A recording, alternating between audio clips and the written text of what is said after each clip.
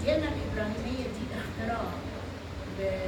اختراع هم اخترعوه، بيتضمن تأويلات ومصطلحات بتؤدي لبلبلة تشويش عقدي وتشويش فكري، بحجة إيه؟ تحقيق سلام ونشر التسامح والتعايش بين الشعوب وبين الدول، لدرجة إن هم عملوا ليها مراكز وسموها مراكز الدبلوماسية الروحية، بمعنى إن دي النهاية الروحية بتاعتنا كلنا، لأن إحنا كلنا ولاد إبراهيم. اللي هو يعبدوا في مكان واحد مشترك، مسلم مسيحي بوذي.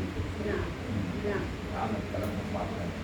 والحقيقة فإن الديانات السماوية الثلاث تؤمن أن لها ارتباط مباشر بسيدنا إبراهيم طبعا. نعم. وفي التوراة هو جد بني إسرائيل. نعم. عن طريق ابنه إسحاق.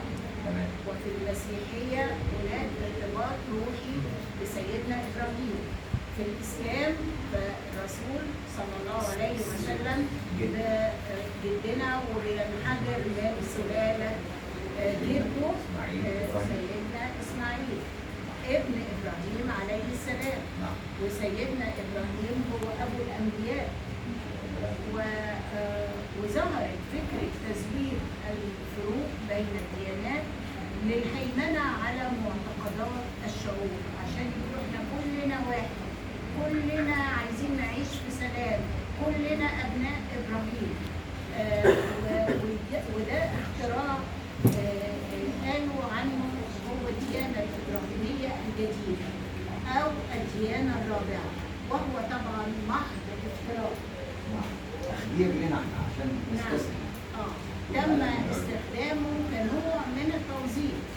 التوظيف السياسي للدين لتحقيق أغراضنا، باعتباره قوة ناعمة، وإن الكلام ده بيساهم في حسم الصراعات